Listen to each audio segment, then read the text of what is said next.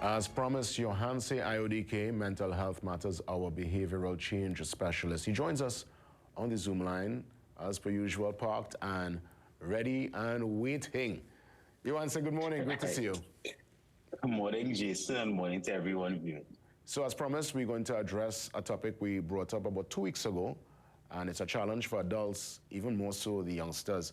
And not so much because it's, again, relationships being forged via the space, but also, the games, gaming and content, you're watching your favorite show and scrolling and watching all these TikTok videos. I mean, the question begs again, how much time is too much screen time, especially going into this new school year, this new school term? You want to say, walk us through it. All right, so between the ages, especially between ages of between 0 and 7, children are very open and perceptive to mimicking and learning their environment. And if they spend a lot of time on the screen, that is how they will be socialized. And let me give an example. I've noticed, and I'm sure you also, and a lot of parents have the phenomenon of children picking up the accents of the TV shows, the YouTube, the shows that they watch on their tablets. And most times, because it's US or American viewing, they pick up a general American accent, right? Or they pick up the mannerisms of the characters they look at.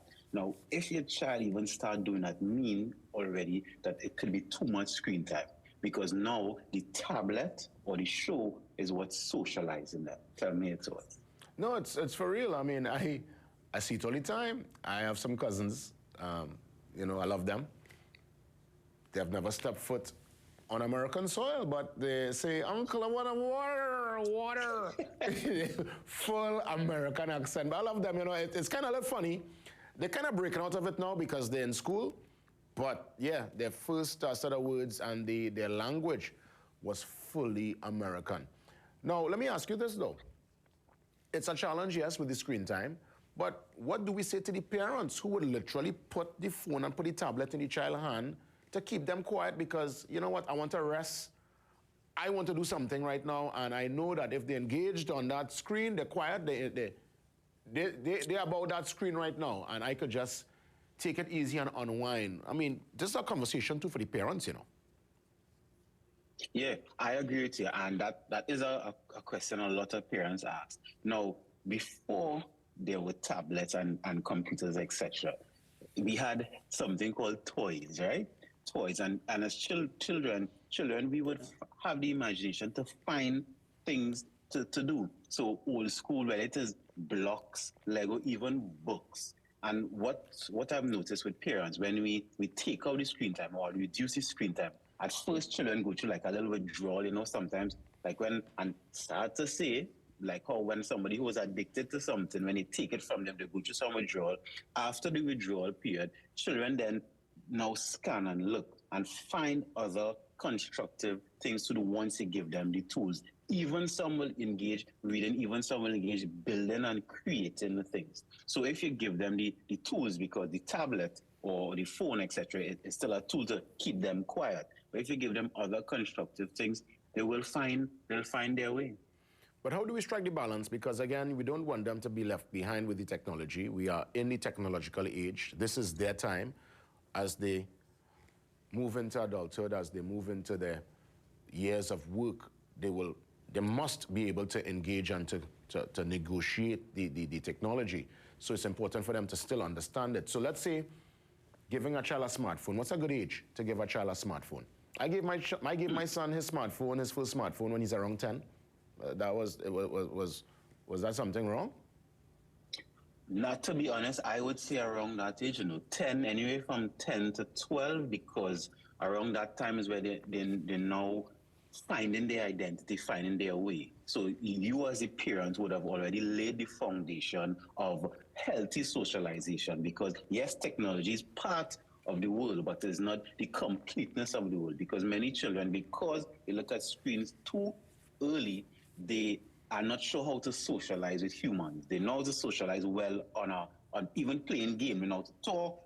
Well, some of them know how to talk, some know how to type, but actually socializing. So around that age of 10, I would say maybe even a little later, to be honest. Now, the thing is, because screens and tablets are fairly new in society, there's no longitudinal study. But I would say around the time they now finding the identity, you now give them the smartphone. So before, they could be using the computer for school, for research, even to play game, and not too much of it, so they understand the technology. But giving them too much of it would cripple them in terms of socializing and being able to interact with the real world in a healthy way. So what about the child that's getting a real severe withdrawal? Okay, July, August, they had 2 months to enjoy themselves, fortnight, just playing game, and the parents just lock it off last week. From Sunday, lock off, go in your bed after you watch Rhea and Ryan on the news, 8 o'clock, you have to go in your bed, no phone, no computer, no tablet, the child going crazy, catching a fit, throwing a tantrum. What's the approach really to kind of just strike that balance and not just, or should the parent just lock it off like that and send them back into that mode of hard studies? What's the approach? Weaning them off is the best. Weaning them off and then finding that balance. Because if a child is accustomed to, just give an example, an hour a day, leave them with an hour a day. So if, let's say, they have a 3-hour window, they could find something else than the tablet to do for an hour and a half, maybe 2 hours, and they give them the hour. So you have it as a smooth transition out. Because again, I don't really like using this example too much because we're talking about children, but the truth is, the phone and the tablet has become like a drug, has become like an addiction. So when you're dealing with any addict, now some make it go cold turkey because maybe a health issues, but usually is a weaning off process. Even people on medication, you wouldn't just stop the medication on them just like that. It's a weaning off process. So look at your timetable, parents, and see how much time you have. They have leisure time, and then maybe cut it in half or cut it into 2/3 no tablet, 1/3 screen time. You want to say, would you advise parents to go through their children's phone? Yes, immediately, yes. Because because as a child, I'm not saying that children would try to deceive you, although a lot of them may. Go through the children's phone so you at least you be aware, and everything you don't understand, note it and then do some research on it. And also, I think parents should always be form groups, always be in groups, because some of the information one parent don't know, the other one know, because children, just like us when we were young and had things we doing, our parents oblivious of. So just like our children will be oblivious of certain things. So to be a crew, to be in the know exactly what the children talking about, especially with the abbreviation of things, you go through it, your child, and I remember, as much as they can say it's their phone, it's not their phone, it's not 18 yet, they didn't buy it, it's you buy it, it's still yours. Go through their phone, note all these things that you don't understand and research so you can understand exactly what your child is being programmed by. As we wrap things up really quick, you go through the phone, you're seeing something that is less than complimentary, probably a photo or a conversation that's way above the child's age or sense of understanding. Probably quick, because I know this will take a little bit longer to explain, but how do we really approach that scenario there? One, ask them openly exactly what does this mean or why.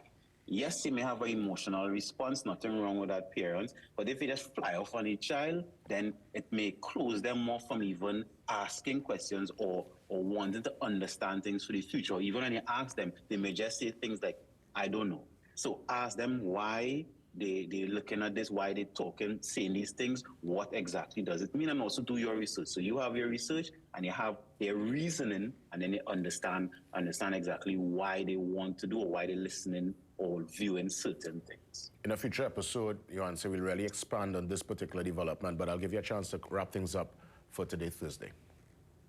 There's a saying, too much of anything not good. Screen time, technology, etc. is a tool that could either use for good or for bad. Make life simple. Because even though life is not easy, it's really not that hard. Thank you for listening. You're most welcome, Yohanse. Mental health matters, another successful one, impactful one as always. this and every Thursday. We come back with your features, your social media details, your birthday brew, weather, traffic, the full works before we transition to the morning shot with Ian Wason. That deep dive into sports from 7:30 to 8 around the corner.